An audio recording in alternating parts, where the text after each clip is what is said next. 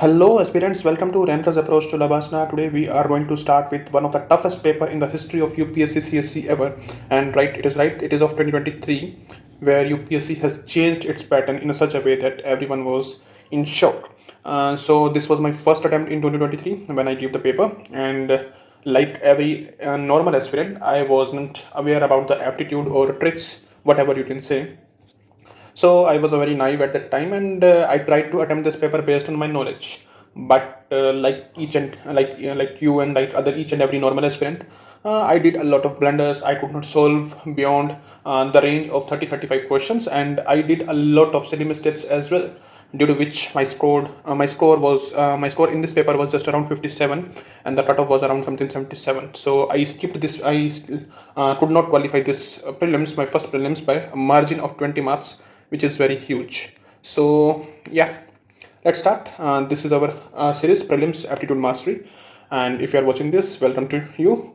And if you are getting this video in your YouTube feed, then you must subscribe the channel. We have covered 2018, 2019, 2020, 2025 and 2024.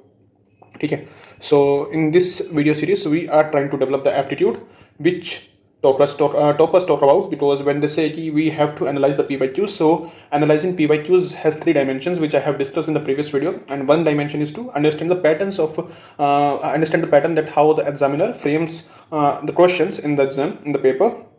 So we have to develop that aptitude through which we can just solve it easily, and because ultimately 30 से 35 question ही हमें आते हैं paper में, real paper में, otherwise we are stuck with rest of the questions. So we have to develop the aptitude to solve those leftover questions, that is 55 to 60 questions अगर हमें solve करने हैं तो उनको कैसे solve करें उसका हमें aptitude develop करना है. So this is 2023 part 1 of this video. Let's start with the question number 1. Consider the following statements. How many of the statements given above are correct? देखो उस टाइम यूपीएससी ने ये pattern launch ही launch नहीं किया था, in the sense कि ना ये बहुत ज़्यादा अमाउंट में पूछ लेता, मैक्सिमम नंबर ऑफ क्वेश्चंस इसी पैटर्न पे थे, ओनली 1, ओनली 2, ओनली 3 या none. So this was a very strange pattern which UPSC developed, और इसके बाद UPSC का काफ़ी सारा क्रिटिसिज्म भी हुआ था, बट UPSC उसको कोई नहीं बदल सकता. So the cut off in that year reduced to around 77 or 78. So yeah, let's see with the aptitude whether we can solve it or not. So it is like कि Jhelum river passes through Wular Lake, Krishna river directly feeds Kolleru Lake, meandering of Dundar river formed Kramar Lake. ठीक है, अब देखो first statement तो we know कि Jhelum river passes through Wular lake. This is तो सबको पता ही है भाई, ऐसी चीज़ तो हम पढ़ते हैं. So this is first is correct. We don't know कि भाई सेकंड ठीक है या थर्ड ठीक है. ठीक है, लेट्स सी कि कई इसके अंदर अपना एप्टीट्यूड लगता है क्या. Now read statement number 2. Krishna river directly feeds. भाई यूपीएससी सिर्फ इतना भी लिख सकता था ना कि Krishna river feeds Kolleru lake, but नहीं, यहाँ पर एडजेक्टिव लगाया यूपीएससी ने क्या लगाया, एडजेक्टिव लगाया. So whenever UPSC deliberately, मतलब जो सिंपल स्टेटमेंट बन सकती है, but UPSC instead of making a simple statement add some adjective और किसी चीज के ऊपर फोकस करे, then that statement is generally incorrect, and we have observed it in other papers as well. So by this logic second statement is incorrect. अब third statement है कि भाई मेंडरिंग ऑफ डंडर रिवर फॉर्म्ड कमर lake. अब उस time पे like जब paper की आंसर की डिस्कस हो रही थी, सम टीचर्स वर सेइंग कि भाई it is correct and some were saying कि it is not. So we are confuse. हमारे पास ऑप्शंस भी है like only 1, only 2, all 3 and none. देखो इस टाइप के क्वेश्चंस में ना, जैसे जब ये फैक्चुअल क्वेश्चंस है, इट इज हाईली इम्पॉसिबल कि भाई ऑल 3 हो रहा है इस क्वेश्चंस में, इन टाइप के क्वेश्चंस में. So we can easily eliminate all 3, and when we go with probability, तो इसमें ज़्यादा चांस है या तो वो ओनली 1 का है या ओनली 2 का है, या ओनली 1 का है, ओनली 2 का है. And now it is up to your wisdom कि whether you want to take the risk कि भाई ओनली 1 लगाए या ओनली 2 लगाए. तो I would have suggest like in type की सिचुएशंस में यही बोलूंगा, if you are stuck if you are with 5 और 6 क्वेश्चंस, कि यहाँ पर जैसे ओनली 3 वाले ही हैं, जैसे क्वेश्चन नंबर 2 है, ठीक है, ऐसे ही क्वेश्चन नंबर 3 है. अगर ओनली 1, ओनली 2, ओनली 3 ऐसे वाले क्वेश्चंस हैं और वो 5 से 6 क्वेश्चंस हैं, then you must mark same answer in all the 6 questions और ऑल द 5 क्वेश्चंस. अगर आप इसमें ओनली 1 चूज करते हैं एंड सिमिलरली आपको सेकंड स्टेटमेंट नहीं पता, ठीक है, और आपको भी इसमें भी चूज करना है, तो गो with only 1 pair. Similarly in third question go with only 1 pair. ठीक है, अभी आंसर की है हमें पता होगा कि भाई यहाँ पर क्या गलती है क्या नहीं है. But ultimately when you will calculate you will get a net positive effect, you will get a net positive effect, या फिर ultimately भाई आपको उससे लॉस नहीं हो रहा, because this is the game of probability. I would have chosen only 1 you can go with only two as well, it is up to you. ठीक है, मैं ओनली वन चूज करूंगा, अगर आपको चूज करना है ओनली टू भी कर सकते हो। फॉर एग्जाम्पल आपने इसमें ओनली टू लगा दिया और इसमें ओनली टू लगा दिया, इसमें ओनली टू लगा दिया, तो वी विल सी कि भाई कैसे आप नेट पॉजिटिव में भी आ सकते हो। But this also applies to only one as well, so it is ultimately up to you कि whether you want to take the risk और नॉट। बट भाई ऐसे हर क्वेश्चन स्किप नहीं कर सकते हम, we have to attempt the paper. So अगर आप 5 से 6 क्वेश्चन स्किप कर, मतलब 5 6 क्वेश्चन हैं जहां पर आप अटक जाते हो, you get stuck in 5 to 6 question, then it is very much advisable कि भाई ओनली वन या ओनली टू, इन दोनों में से कोई एक ऑप्शन आपको हर क्वेश्चन में फिल करना है। You don't have to skip such questions, skip नहीं करना है लास्ट में। You have to ultimately probability के बेसिस पे you will get the positive result, और अल्टीमेटली पॉजिटिव नहीं तो नेट इफेक्ट, तो नेट रिजल्ट तो मिल जाएगा आपको कि आप नेगेटिव में नहीं जाओगे based on the probability. So इसका आंसर तो वैसे ओनली वन है, and I would have mark only one ही, पेपर में मैंने इसको ओनली वन ही लगाया था।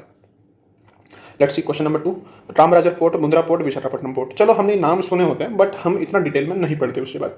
Let's see, first major port in India as a registered, first major port in India registered as a company, largely privately owned port in India, Mundra for Visakhapatnam, largely container port in like India. So see, largest, and I told you whenever UPSC frame two statements with a similar wording like largest, so either of them is correct, एक ठीक है दूसरा गलत होता है। so भाई अब ठीक है, हमें चूज नहीं करना कौन सा ठीक है कौन सा गलत है, तो ऑल थ्री तो नहीं हो सकता, या तो अब ओनली वन हो रहा है या ओनली टू हो रहा।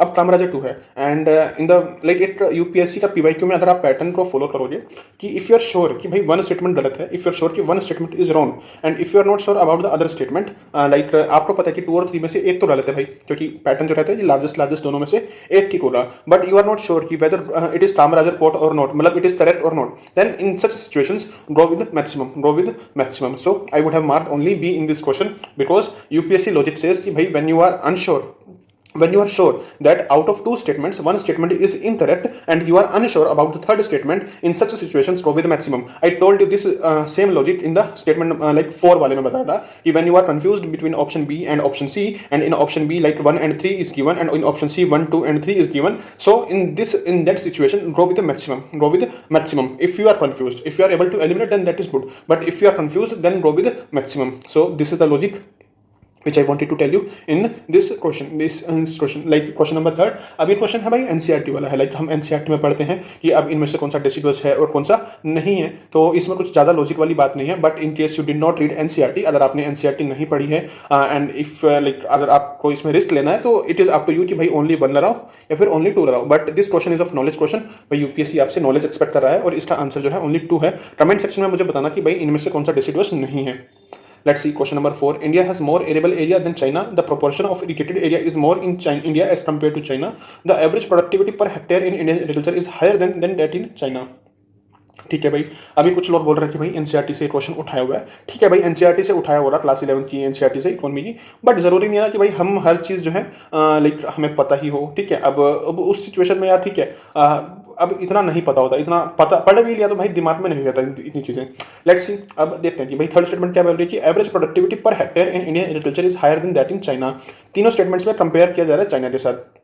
अब इंडियन एग्रीकल्चर की हम कंटेक्स्ट में क्या पढ़ते हैं, वी नो कि भाई इंडिया में एग्रीकल्चर प्रोडक्टिविटी काफ़ी कम है, इंडिया में एग्रीकल्चरल प्रोडक्टिविटी काफ़ी कम है, and China is way ahead than India in multiple factors. India मतलब चाइना, इंडिया में भले प्रोडक्शन बहुत ज़्यादा होता है but productivity per hectare, yield per hectare बहुत कम है, यील्ड या आउटपुट पर हेक्टेयर बहुत कम है, और China is relatively superior than India in such situations. Productivity के सेंस में, आउटपुट के सेंस में China is much superior because of its investment, because of its state compulsion, each and everything.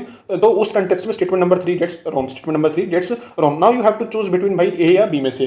First या तो ओनली 1 हो रहा है या ओनली 2 हो रहा है। अगेन लाइक अगर आप इसमें कुछ लॉजिक लगा पा रहे हो, भाई एग्जाम टाइम पे ऐसे लॉजिक लगाना बहुत मुश्किल होता है, and specially when you have a lot like ये शॉकिंग फैक्टर है ना कि भाई ऑप्शंस बदल गए हैं, सो दिमाग को भाई like mind does not interpret that much easily in this stressful situation, specially when the options have been changed. तो इस सिचुएशन में लाइक ठीक है भाई, अब एनालिसिस के टाइम पे आपको बोल देंगे कि भाई इस स्टेटमेंट को ऐसे सोचो, इस स्टेटमेंट को ऐसे सोचो, but in exam condition it is very difficult to interpret the questions, specially when pattern of questions has been changed. So ultimately you are stuck with only 2 statements and you have to choose कि भाई दोनों में से क्या लगाओगे, only 1 लगाओगे या only 2 लगाओगे। And as I told you, अगर I would have taken the call in place of you, so I would have gone with only A, like one statement. Like this question is of like logic, this question is of knowledge and ये थोड़े थे random थे, first वाला भी random था, fourth वाला भी random था। चलो किसी को नहीं पता कि थर्ड वाला रैंडम था या नहीं, थर्ड वाला चलो भले नॉलेज से नहीं आता हो एंड सेकंड वाले में भले लॉजिक से नहीं लगा पाए, तो फर्स्ट एंड सेकंड को मिलाएं तो हमारे बनते हैं 4 नंबर और सेकंड एंड थर्ड हमारा गलत हो जाता है तो हमारे जाते हैं 1.33।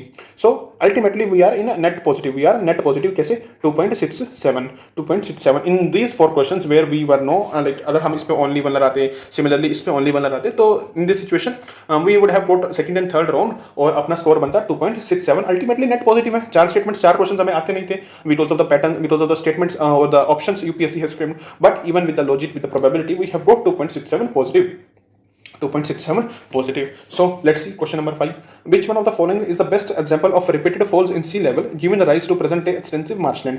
ठीक है भाई, अब ठीक है हमने ये पढ़ लिया, क्वेश्चन पढ़ लिया, अब हमें समझ नहीं आ रहा कि भाई इसमें कौन सा ऑप्शन है, क्योंकि सारे जैसे लगते हैं कि भाई किसी में क्या पता मतलब रिपीटेड फॉल और लेवल मतलब टाइड वाले सेंस में कुछ हो रहा है या नहीं हो रहा। तो इस टाइप में ना इन टाइम की सिचुएशंस में लाइक कभी कभी ना जब क्वेश्चन कंफ्यूजिंग हो तो आपको हिंदी पढ़ लेना चाहिए, हिंदी पढ़ लेना चाहिए। लाइक मार्शलैंड, मार्शलैंड का क्या मतलब दे रखा है, टच भूमि। भाई मार्शलैंड के कुछ भी मतलब हो सकते थे बट यूपीएससी ने दिया टच भूमि, यूपीएससी ने दिया टच भूमि। तो with the Hindi interpretation we can do word association and we can reach our answer that is D, Rann of Kutch. देखो भाई मार्शलैंड का कुछ भी मतलब हो सकता है बट हिंदी ट्रांसलेशन में कुछ भी मतलब निकाल सकते हैं उसका, बट यूपीएससी ने स्पेसिफिकली टच भूमि निकाला तो we can associate with the word. तो इन टाइप के क्वेश्चंस में UPSC help us. So this is something D, fifth का हो गया अपना D. Question number 6, ilmenite and rutile abundantly available in certain coastal tracts of India are rich sources of which one of the following? अब जब ये question आया तो किसी टीचर ने किसी लाइक इंडिविजुअल लाइक जो टेलीग्राम पे अपने इनिशिएटिव चलाते हैं, अब उन्होंने हाईलाइट कर दिया थी भाई ये तो क्लास 8th की या 9th की एनसीईआरटी से आया है, किसी बॉक्स में दिया हुआ था। ठीक है भाई, हाँ मान लिया कि एनसीईआरटी से आया हुआ है, बट एज यू नो कि भाई हमारे पास वन सब्जेक्ट नहीं पढ़ने के लिए, we don't have only one subject to study, we have multiple things and in those multiple subjects we have so many fact. अब उस फैक्ट में भाई हमें क्या पता कि भाई ये फैक्ट इंपॉर्टेंट है या नहीं है, and we are not robot, we are human and we can not learn each and every fact. देखो यार हर फैक्ट को लर्न करना it is not humanly possible. कोई कुछ भी बोले कि भाई ये एनसीईआरटी से आया, ठीक है भाई एनसीईआरटी से आया, इसका मतलब ये नहीं है ना कि पूरी की पूरी एनसीईआरटी हम पढ़ ही लेंगे, या पढ़ भी ली तो हमने वो हर चीज़ हमें वो याद रहेगी, और चलो हमने याद भी कर ली तो जरूरी नहीं है ना कि पेपर के टाइम पे वो चीज हमें याद आ जाएगी। तो in this situation we can apply with logic because UPSC frame questions और the statements in such a manner also, such a manner only like read the statements aluminium, copper, iron, titanium. भाई UPSC could have given any other metal, भाई gold होता, silver होता या bronze होता, भाई कुछ भी यूपीएससी दे सकता था, बट नहीं, UPSC has given a distinct name that is titanium and we know this apply this the logic in this question is the odd one out. भाई एल्यूमिनियम है, कॉपर है, आयरन है, काफी जनरल नेम है, we read about them, we listen to them in our daily life, but titanium तो हम कोई randomly कभी सुन लिया तो सुन लिया, बट जनरल डेली लाइफ में हमें याद नहीं आता टाइटेनियम। और यूपीएससी एग्जामिनर को कैसे याद आया भाई, कोई मेटल के नाम बोलने होंगे या कोई भी कुछ ऐसा कुछ एलिमेंट्स के कंटेक्स से कुछ बोलना हो रहा तो यूपीएससी एग्जामिनर भी जनरल नाम सोचे ना, कोई स्पेसिफिक नाम क्यों ही कोई सोच रहा, क्योंकि वो आंसर है। सो ओड वन आउट के बेसिस पे titanium we will reach to our answer that is titanium. और पेपर में भाई मैंने ऐसे ही सोचा था कि भाई एल्यूमिनियम है, कॉपर है, आयरन है, तो टाइटेनियम क्यों दिया, कुछ कॉमन देते हैं, तो it is the titanium which is answer. Even in 2025 UPSC give a question Gandharva school कहाँ से आता है, तो भाई 3 ऑप्शन थे तो मेनलैंड इंडिया के दिए हुए थे, एक ऑप्शन दिया हुआ था लाहौर, भाई देना हो तो चौथा ऑप्शन भी मेनलैंड इंडिया का हो जाता। लाहौर क्यों दिया यूपीएससी ने, because that odd one out is our answer. C question number 7, about 3/4 of world cobalt, a metal required for the manufacture of batteries for electric motor vehicle is produced by Argentina, Botswana, Democratic Republic of Congo, Kazakhstan. अब इसमें अपना 2 logic लगेंगे। सबसे पहला तो भाई odd one out, क्यों odd one out भाई, एक अर्जेंटीना, बोत्सवाना, कजाकिस्तान, ये छोटे छोटे से हैं यार नाम, देखो अब यूपीएससी ने दिया लास्ट में बड़ा सा नाम भाई, ठीक है डीआरसी, हम जनरली डीआरसी बोलते हैं बट यूपीएससी ने फिर फुल फॉर्म लिखी है the democratic Republic of the Congo. भाई एग्जामिनर इतनी मेहनत क्यों करेगा, अब अर्जेंटीना है, बोत्सवाना है, कजाकिस्तान है, यूपीएससी सिंपल यहाँ पर देता भाई नामीबिया या फिर अपना इथियोपिया, कोई छोटा नाम दे देता यूपीएससी, बट नहीं यूपीएससी ने बड़ा नाम दिया, इतना बड़ा नाम किया कि भाई सबसे बड़ा ऑप्शन वो बन गया। तो भाई अब यूपीएससी एग्जामिनर इतनी मेहनत क्यों करेगा, तो इतनी मेहनत किया है बिकॉज वही एक आंसर है, paper was tough no doubt, भाई पेपर बहुत टफ था, बट यूपीएससी एग्जामिनर ने वो हिंट्स दिए थे प्रोवाइडेड अगर आपने एप्टीट्यूड डेवलपमेंट अपना किया हुआ है। Similarly C question number 8, which one of the following is a part of the Congo basin का क्या पार्ट है। अब एक यूपीएससी एग्जामिनर की ऐसी टेंडेंसी है कि भाई कुछ क्वेश्चंस में ऐसा होगा ना कि कोई क्वेश्चन यूपीएससी एग्जामिनर ने थोड़ा टेढ़ा दे दिया, distinct question has been given, तो UPSC sometimes provide its answer in the next question also.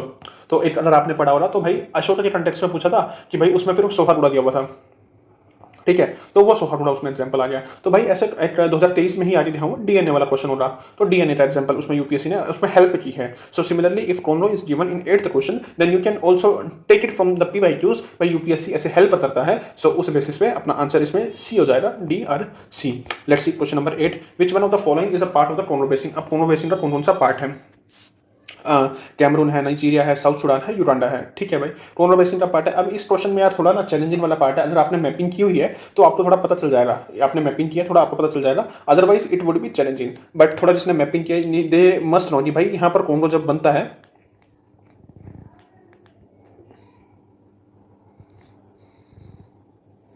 तो यहाँ पर जब कॉन्गो है तो यहाँ पर हाईलैंड्स हैं, तो हाईलैंड्स है तो इसका मतलब है ना कि जो रिवर है वो लेफ्ट में जाएगी ऑब्वियसली, कि भाई जब कॉन्गो रिवर है वो भी लेफ्ट की तरफ जा रही है। ठीक है, तो उस कंटेक्स्ट में अगर थोड़ी मैपिंग किया तो it will become easy, otherwise this question is skippable question.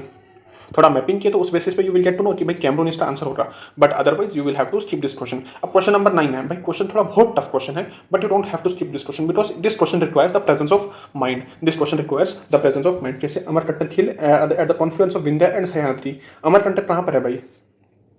Amarkantak है अपने विंध्या और सतपुड़ा की रेंज, सतपुड़ा के इंटरसेक्शन पे, बट इट सेज कि भाई सह्याद्री, सह्याद्री किसको बोलते हैं? वेस्टर्न घाट्स को। Statement number 1 becomes wrong. अब क्या बोल रहा है कि Biligiri Ranjan hills constitute the eastern most part of Satpura range. Satpura range है, ठीक है, सतपुड़ा रेंज कहाँ पर होती है भाई? मध्य प्रदेश की तरफ जा रही है, मध्य प्रदेश से थोड़ा एक्सटेंशन चला जाएगा भाई अपना छत्तीसगढ़ की तरफ, बट इट सेज कि भाई सतपुड़ा पार्ट जो है ना, सॉरी बिलिगिरी रंजन हिल्स, बिलिगिरी रंजन किसका नाम है भाई? थोड़ा सदरन नेम है, जैसे आंध्रा में यूज हो रहा है, फिर कर्नाटक में यूज हो रहा है, कुछ इस टाइप का नाम है। अगर वो नाम आंध्रा के टाइप का है या कर्नाटक के टाइप का है तो भाई उसका मध्य प्रदेश में क्या कंटेक्स्ट है? तो by this logic you can eliminate this statement. भाई थोड़ा नेम को इंटरप्रेट करने के बाद भी you will be able to like eliminate this. अब it's Seshachalam hills constitute the southernmost part of Western Ghats. तो भाई वो तो हम पढ़ते हैं ना कि नीलगिरी हिल्स है, नीलगिरी हिल्स पे इंटरसेक्शन होता है वेस्टर्न घाट्स और ईस्टर्न घाट्स का। So by the knowledge this statement is wrong, तो our option will be, answer will be D. अब क्वेश्चन नंबर 10 है भाई, ये कंप्लीटली फैक्चुअल क्वेश्चन है, अगर आपको आता है तो ठीक है, otherwise skip such question, because इसमें अगर आप लॉजिक लगाते भी हो कि भाई ओनली 1 मार दिया, ओनली 2 मार दिया, प्रोडक्टिव नहीं है, बिकॉज यूपीएससी ने दिया answer none. But in case you want to take the risk, you can take risk any time, that is not an issue, because probability says कि भाई आपका आंसर ठीक हो जाएगा। बट ठीक है, in this question you can take the risk, not a big thing, but यहाँ पर फैक्ट बहुत सारे हैं कि it becomes easy for UPSC to play with like the aspirants. तो ठीक है, अब question number 11, India despite having uranium deposits depends on coal for most of its electricity production. We know कि भाई हम इलेक्ट्रिसिटी के लिए कोल पर ज़्यादा डिपेंडेंट है as compare to uranium, and uranium का यहाँ कॉन्टेक्ट ज़्यादा है, जाता है न्यूक्लियर एनर्जी से। ठीक है, read statement number 2, uranium enrich to the extent of at least 60% is required for the production of electricity. अब जिसने भी बेसिक पढ़ा है तो उसे पता है कि भाई इलेक्ट्रिसिटी के लिए हमें 2 से 3% चाहिए एनरिचमेंट, ज़्यादा एनरिचमेंट नहीं चाहिए, उससे ज़्यादा थोड़ा मेडिकल पर्पस के लिए, और 60% की बात कर रहा है भाई ये तो मिलिट्री ग्रेड में चला जाएगा, मिलिट्री ग्रेड में चला जाएगा। So by the knowledge it becomes wrong, so हमारा option answer will be C. But ठीक है भाई, किसी को नहीं पता नॉलेज कि भाई 60% किस लिए, तो वी कैन से कि भाई थोड़ा रैंडम फैक्ट है, ये रैंडम डेटा है, तो इट इज़ पॉसिबल कि भाई गलत हो, एटलीस्ट 60%, तो थोड़ा रैंडम डेटा है, और इतना एनरिचमेंट क्यों ही करेंगे भाई रेडियो एक्टिव चीज़ें जब हम यूरेनियम के कंटेक्स्ट में बात करते हैं। तो with the logic of data कि भाई रैंडम डेटा है, तो we can eliminate this option as well. So C question number 12, marsupials are not naturally found in India. कितनी मॉडर्न स्टेटमेंट है कि नॉट नेचुरली फाउंड इन, ठीक है, चलो मार्सुपियल्स का मतलब पता भी नहीं है, मार्सुपियल्स का मतलब पता भी नहीं है।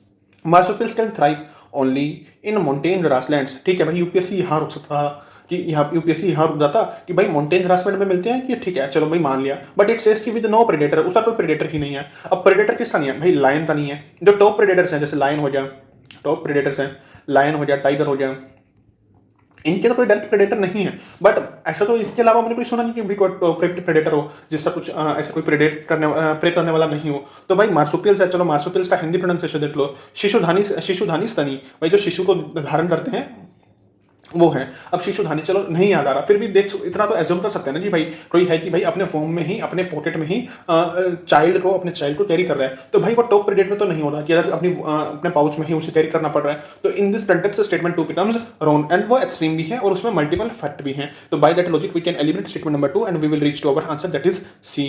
Let's see question number 13, invasive species specialist group that develops global invasive species database belongs to which one of the following? IUCN, UNEP, United Nations World Commission for Environment and Development, World Wide Fund for Nature। भाई अगर आपका question आता है तो आता है, नहीं आता तो skip such questions.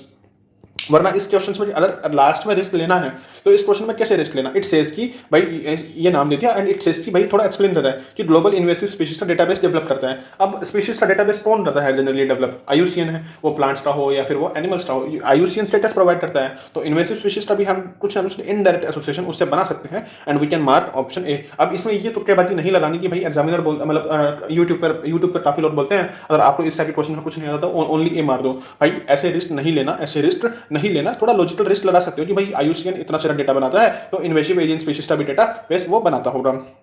Let's see question number 14, consider the following फोना। अब इनमें से कौन कौन से हैं भाई जो नॉकटर्नल है या एक्टिव होते हैं सनसेट के बाद। अब इस क्वेश्चन के ऊपर काफी डिबेट हुई थी, कुछ क्वेश्चन इंस्टीट्यूट्स वाले ओनली 1 मार रहे थे, ओनली 1, और कुछ बोल रहे थे ओनली 2। ठीक है, लास्ट में यूपीएससी ने दिया ओनली 1, तो if you would have been gone with the trick कि भैया तो ए मारूंगा या बी मारूंगा और I would have chosen only 1, तो उस बेसिस पे वी वुड हैव गॉट +2। ठीक है, let's see question number 15 है which of the following organism perform waiter dance for other of their kin to indicate the direction and the distance to a source of their food। ठीक है भाई, अब आता है तो आता है, नहीं आता तो स्किप कर देना है।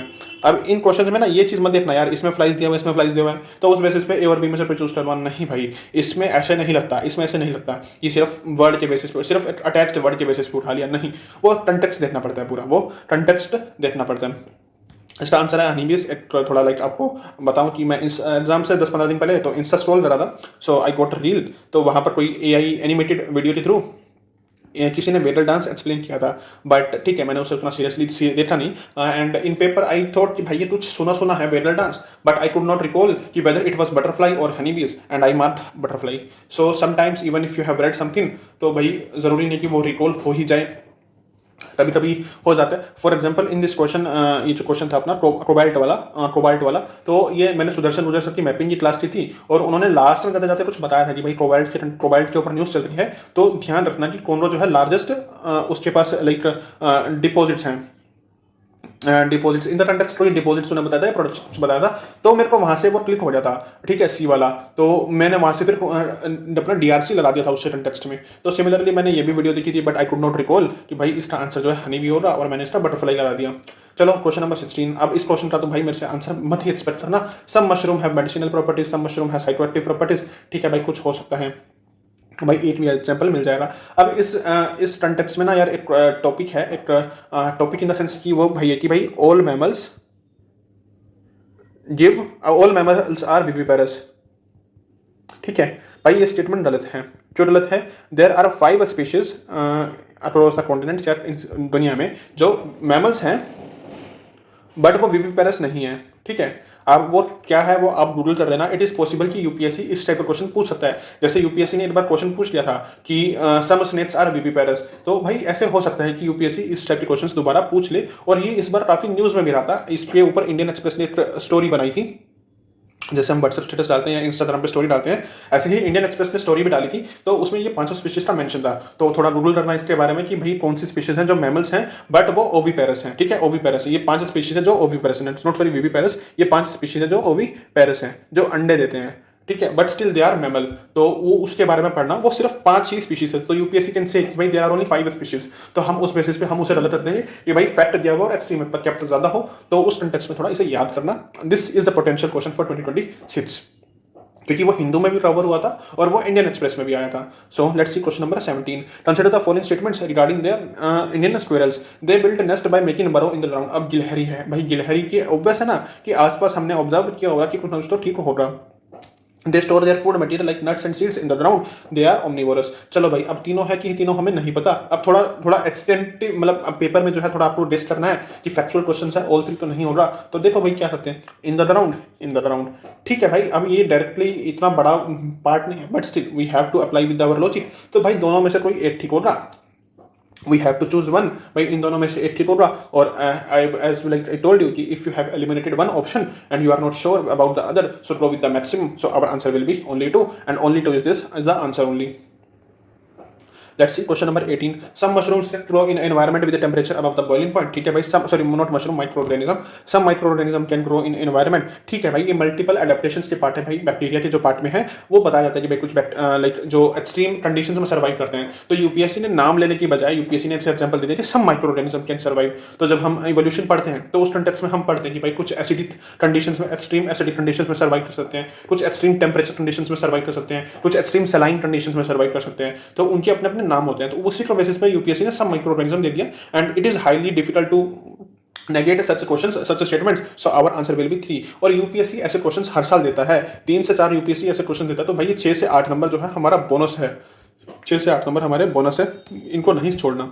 Which one of the following makes a tour with a stick to strap insect from a hole in the tree और a lot of would.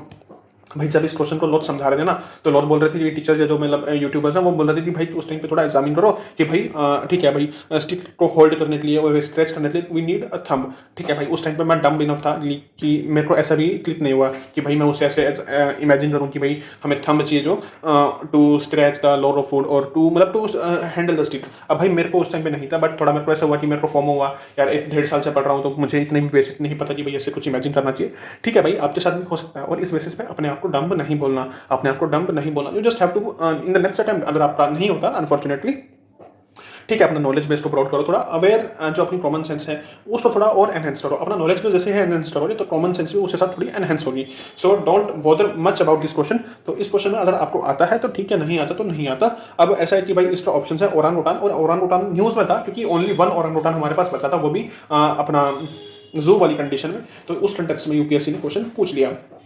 Question number 20, aerosol foam agents, fire retardants, lubricants. In the making of how many of the above are hydrofluorocarbons are used? Hydrofluorocarbons are used. अब ऐसे में इसमें क्या बताया मैंने आपको, अगर आप श्योर हो दैट कि भाई either of them is incorrect or like you are not sure कि भाई whether this is the answer or not, तो भाई go with all। but if you are sure कि भाई इनमें से चारों में से कोई एक ऑप्शन नहीं हो सकता, चारों में से कोई और ऑप्शन नहीं हो सकता, then only go with the other option, otherwise all पे मारो और आगे बढ़ो। बट इसका यूपीएससी ने आंसर दिया सी। ठीक है भाई, इतना लोड नहीं लेना, because we just need 60 questions, और इसमें तो अगर पेपर इतना टफ है, एंड कट ऑफ जा रही है 80 के आसपास, सो we can reduce our margin from 60 to 55। तो भाई 55 क्वेश्चन भी अगर हमारे उस पेपर में ठीक हो जाते हैं then we can easily clear the prelims। तो इतना लोड नहीं लेना, ठीक है, इतना लोड। और इस पेपर को देखिए, अपना सीसेट में उम्मीद नहीं हारनी, सीसेट में आपको अपना बेस्ट देना है। You have to give your best in the CSAT paper, no matter how tough the paper और पेपर 1 इज। ठीक है, let's see question number 21, interest income from the deposits in InvITs distributed to the investor is exempted from the tax। भाई tax से exempted है, but the dividend is taxable, dividend taxable है, but जो income है वो exempted है। भाई when India is heavily criticised for its taxation, तो भाई क्यों एग्जेम्प्ट करेंगे, और डिविडेंड के ऊपर टैक्स लगा रहे हैं बट इनकम के ऊपर नहीं लगा रहे, तो कोई लॉजिक नहीं बनता। तो this statement becomes wrong as soon as statement 1 is wrong. We reach to our answer. And ये यूपीएससी का पैटर्न है कि भाई एग्जामिशन वाले ना ये 3 साल से लगातार यूपीएससी पूछ रहा है, 3 साल से लगातार यूपीएससी से क्वेश्चन बना रहा है कि भाई कुछ चीज है टैक्स इनकम टैक्स से एग्जेम्प्टेड है, and that statement is wrong.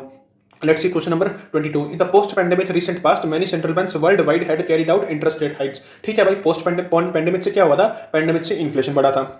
अगर इन्फ्लेशन बढ़ा था तो सेंट्रल बैंक क्या करेंगे, टाइट मॉनेटरी पॉलिसी को फॉलो करेंगे, और टाइट मॉनेटरी पॉलिसी को ही क्या बोलते हैं कि इंटरेस्ट रेट हाइक करी। क्यों, central bank generally assume that they have the ability to counter the rising consumer prices via monetary policy means. ठीक है भाई, टाइट मॉनेटरी पॉलिसी किस लिए होती है, टाइट मॉनेटरी पॉलिसी किसके लिए होती है, to crop the inflation, inflation को क्रॉप करने के लिए।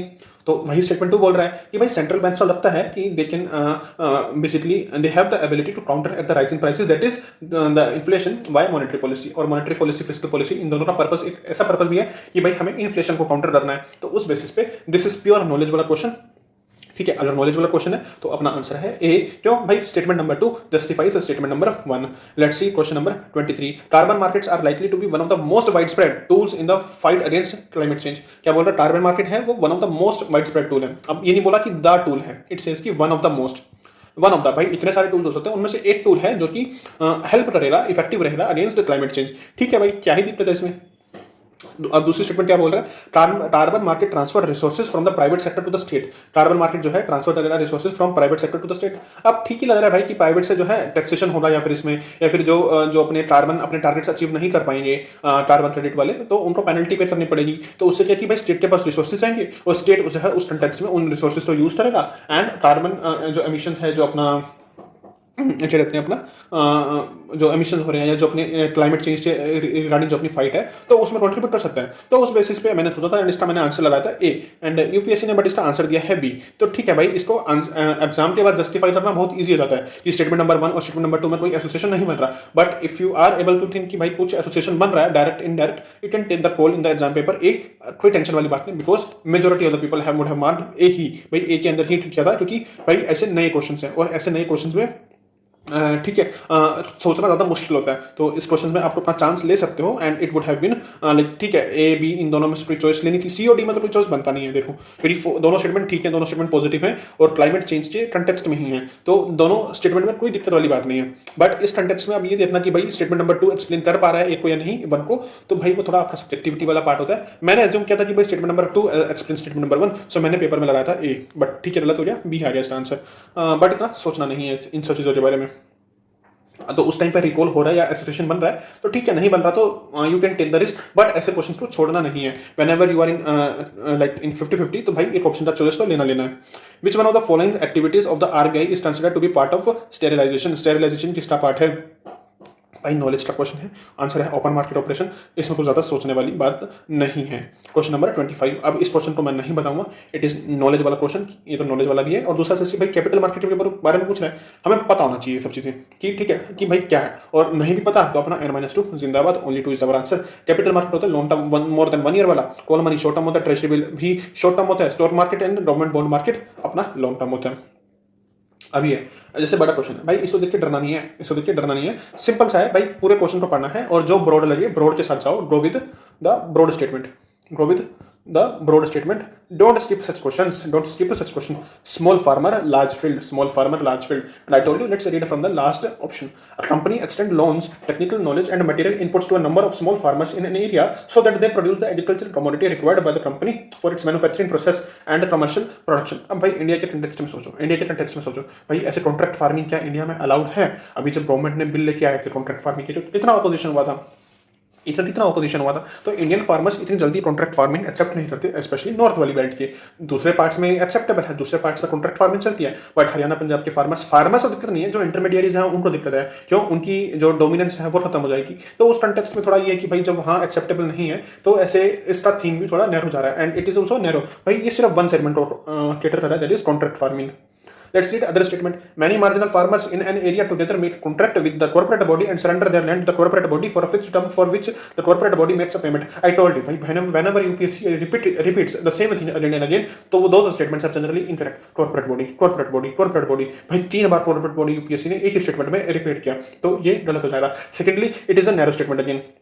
इट सेज कि भाई जो फार्मर्स है अपनी लैंड को सरेंडर कर देंगे कॉर्पोरेट बॉडी को, एंड वी नो कि भाई फार्मर्स का या नॉट इवन जस्ट फार्मर्स, भाई हमारा एफिलिएशन होता है, अफेक्शंस होते हैं हमारे लैंड के लिए, तो हम जल्दी से गिव अप नहीं करते। तो उस कंटेक्स्ट में भी statement number C is wrong, option number C is wrong. So let's read statement number B, option number B. Many marginal farmers in an area organise themselves into a group and synchronise and harmonise selected agriculture operations.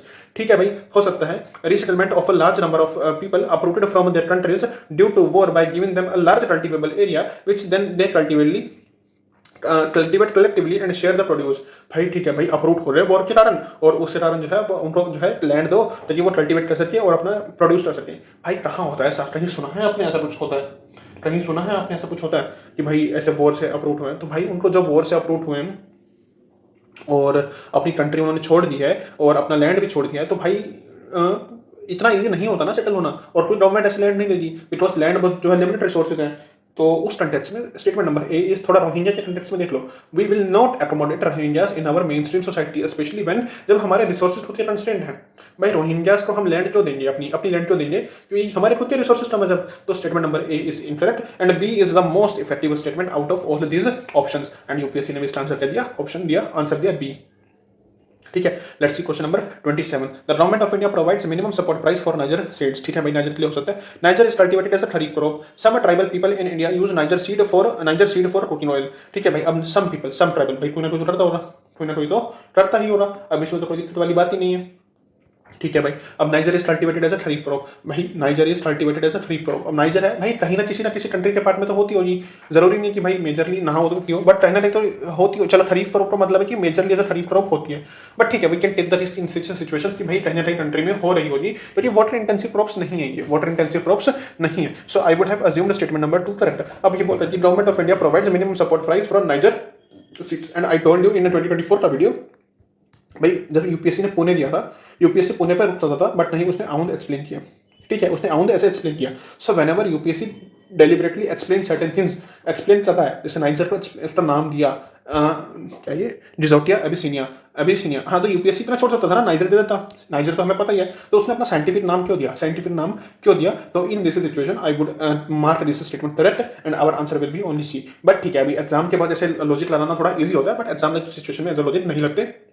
So if you are sure कि भाई एक तो ठीक है, तो you can, ये तो ठीक ही है भाई, इसमें तो कोई लॉजिक लगाने वाली कोई बात नहीं दिखी रही कि सम ट्राइबल तो हो सकते हैं। चलो यहाँ डाउट हो सकता है कि भाई niger is cultivated rabi crop, तो राबी हो सकता है वो, तो उस सिचुएशन में अगर आप ओनली 2 भी लगाते हो तो कोई दिक्कत वाली बात नहीं है। इट इज कि भाई आपको लॉजिक के साथ रहना है। अब पेपर के बाद तो मैं कुछ भी जस्टिफाई कर दूँ कि भाई इसका ऐसे ऑप्शन है, तो ठीक है भाई, बैठ के करना बहुत ईजी होता है, बट पेपर में कराना थोड़ा मुश्किल वाली बात हो जाती है।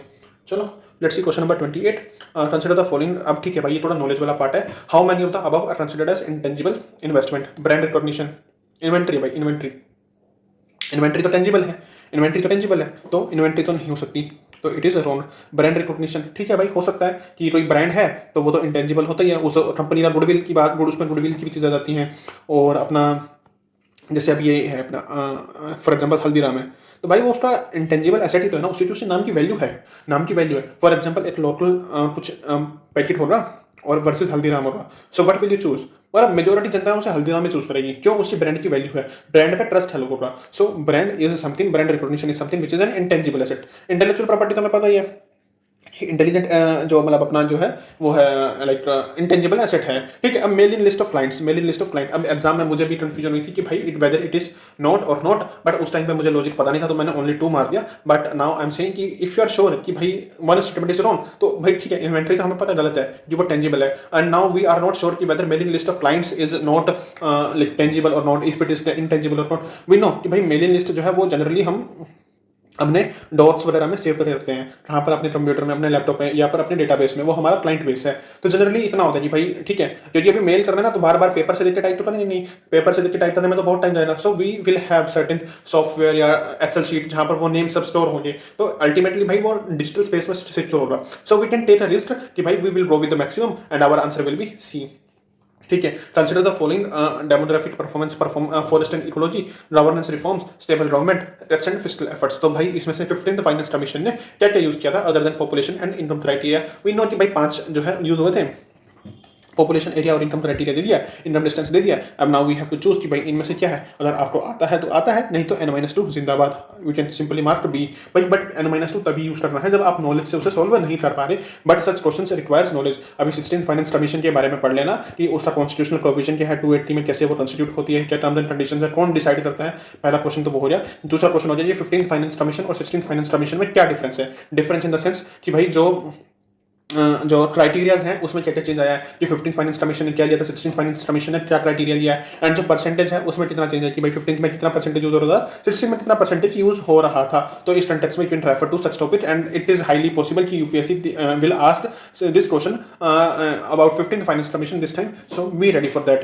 तो ऐसे क्वेश्चन नॉलेज वाले क्वेश्चन है, ज्यादा स्किप छोड़ना नहीं है। तो consider the following statements, affordable housing, mass rapid transport, health care, renewable energy, on how many of the above does UNOPS sustainable investment in infrastructure and innovation initiative focus for its investment. ठीक है भाई, ये अभी UNOPS है, तो इसमें से S3I के बारे में कंटेक्स्ट में बात हो रही है, तो भाई कहाँ पर हो रहा है? अगर आपको आता है ठीक है, नहीं आता तो ऑल द अब 4 मारो। अब पेपर में बैठ के भाई कुछ लोग बोलेंगे कि भाई हमने तो ऐसे लॉजिक लगाया, S3I दिया हुआ इसलिए हमने ओनली 3 मार दिया, या इसमें दे रखा है कि भाई हाउसिंग है, हेल्थ केयर है, रिन्यूएबल एनर्जी है, और इसमें बोल रहा है mass rapid transport, mass rapid transport. Let me tell you one thing, जब पेपर ऐसे डिफिकल्ट आते हैं तो भाई जनरली दिमाग में काम एग्जाम सेंटर पे ऐसे दिमाग काम नहीं करता, बिकॉज वो शॉकिंग फैक्टर बहुत बड़ा होता है। तो इस सिचुएशन में ज्यादा सोचना नहीं है, अगर आपको है ठीक है, otherwise all of the above मारो, भले यूपीएससी आंसर दे दे, सी दे दे, अपने लॉजिक से नहीं भटकना, अपने लॉजिक से नहीं भटकना। ठीक है भाई, एग्जाम सेंटर में बैठ के ना यार बहुत आसान, मतलब बाहर बैठ के ना बहुत आसान है इसको बोल देना कि भाई ठीक है ना, ये 3 दिया हुआ है, मास रैपिड ट्रांसपोर्ट थोड़ा लॉजिक में जा नहीं रहा, भाई आपके पास आंसर है, आपके पास आंसर है, इसलिए इतना लॉजिक बताना ना आसान होता है। पेपर सेंटर पे नहीं बताया जाता भाई, जब पेपर दे रहे हो वो स्ट्रेस होता है ना 2 घंटे के अंदर, because each and every question decide your destiny की whether you will be writing mains in that year और नॉट। तो भाई प्रेशर होता है, प्रेशर होता है, और प्रेशर टाइम पे ये सब चीजें दिमाग में नहीं आती। तो इट इज बाउंड कि भाई आप कुछ सिली मिस्टेक्स करोगे, इट इज बाउंड कि भाई हर क्वेश्चन में लॉजिक नहीं लग पाएगा। तो ज्यादा सोचना नहीं है इन टाइप के क्वेश्चन में, या तो स्किप करो या फिर ऑल ऑफ द अबव जाके जयराम जी की आगे बढ़ेंगे। Question number 31, due process of law. अब ड्यू प्रोसेस ऑफ लॉ के बारे में, अब ये क्वेश्चन जब आया था तो कुछ टीचर्स बोल रहे थे कि भाई नेचुरल जस्टिस है या फेयर एप्लीकेशन ऑफ लॉ है। अब देखो इक्वालिटी बिफोर लॉ तो नहीं है, 14 का आ जाता है, प्रोसीजर एस्टेब्लिश बाय लॉ 21। अब इनका कोई कंटेक्स्ट नहीं है। अब ड्यू प्रोसेस लॉ की कंटेक्स्ट कहां पर आता है, ये तो फेयर एप्लीकेशन ऑफ लॉ, ये भी मतलब ठीक है। अब principle of natural justice, principle of natural justice, अब दोनों है। अब दोनों में से ना whenever you are confused कि भाई दो ऑप्शंस हैं, दो ऑप्शंस में से कौन सा चूज करें, तो always go with broad, always go with broad. तो because natural justice contain due process law, natural justice एक अम्ब्रेला है, नेचुरल जस्टिस ऑफ लॉ एक अम्ब्रेला है जिसके अंदर ड्यू प्रोसेस ऑफ लॉ आता है। So go with A.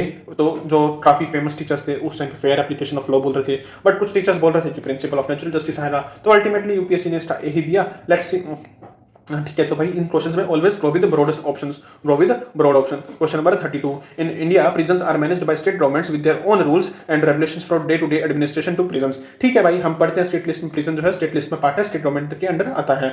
In India prisons are governed by the Prisons Act 1894। भाई UPSC generally act गलत नहीं देता ऐसे क्वेश्चंस में, ये कोचिंग इंस्टीट्यूट्स वाले करते हैं, but UPSC does not give act incorrectly. भाई यूपीएससी अपना एक्ट अच्छे से देता है, तो इसमें यूपीएससी पे डाउट मत करना, ठीक है। वो ईयर गलत नहीं देता जनरली, या एक्ट गलत नहीं देता, बट यूपीएससी खेलता है माइन्यूट फैक्ट पे। माइन्यूट फैक्ट कैसे, मतलब कोई रैंडम फैक्ट देते, जैसे यूरेनियम वाले क्वेश्चन में एटलीस्ट 60, तो यूपीएससी वहां खेलता है। ये कुछ चीजें नहीं करता कि भाई एक्ट ही गलत दे दिया, नहीं, यूपीएससी का अपना एक स्टैंडर्ड है, ठीक है।